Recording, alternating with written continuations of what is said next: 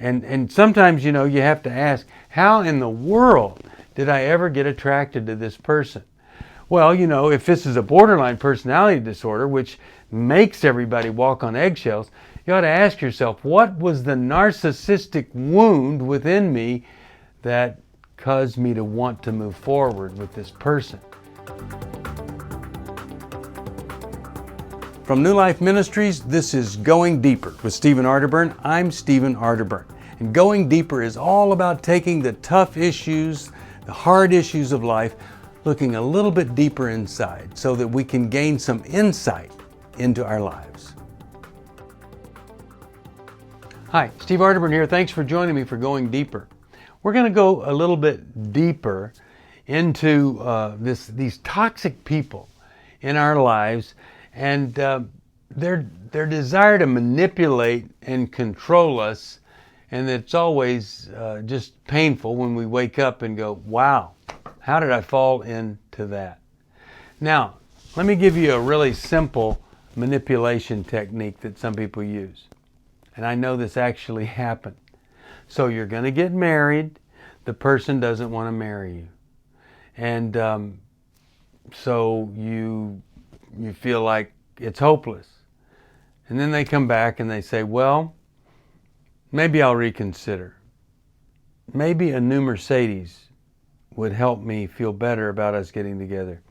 And the guy buys her a Mercedes and they get married.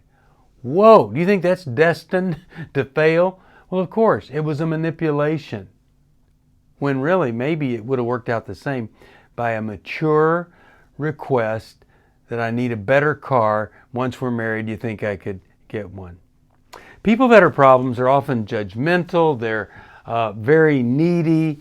They deny any problem with themselves. But there are three things that you could look at of these people that you could say, man, these three things, if they're there, I'm being manipulated. Now, a lot of folks use other people. A lot of folks lie. Some steal. A lot of people try to control. They criticize. They cut you down.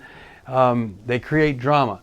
But here are three things that if this is happening, you must not deny that it's happening. And if you quit denying that it happens, you might actually be able to get some help for you or the other person. Number one, the blame game. These folks blame you for everything. Their misery isn't because they've made some crummy decisions or refused to deal with some things. Their misery is because of you. You are the number one target of blame. And it's so depressing to be blamed for everything. And then you start thinking, oh my goodness, just don't let anything negative happen, because if it does, I'm going to be blamed.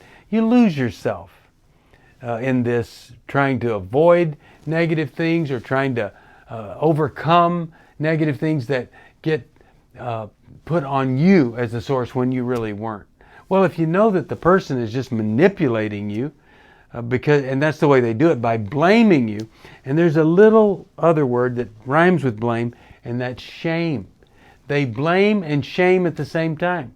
In fact, blaming is a form of shaming another person. So is anybody blaming you for stuff? Is anybody shaming you all the time? That is manipulation. Second thing, isolation. When a person is really sick and manipulative, if you don't do what they want you to do, they take their toys and they go play somewhere else with someone else and leave you there. And so they're really, really working hard, working overtime to try to get you to do what they want you to do. And they will make you feel horrible in your isolation, make you feel like you don't deserve anything as you isolate yourself.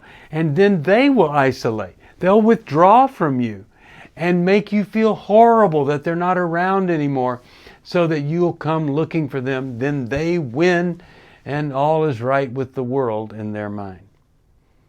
Finally, Dave Stoop and I wrote a book, When Someone You Love is Someone You Hate. And when you live with someone you love that you hate, there's a third thing, you start walking on eggshells. You're evaluating everything you do. You don't want to break any eggs. Oh, we don't make any noise. It's the most uncomfortable place to live.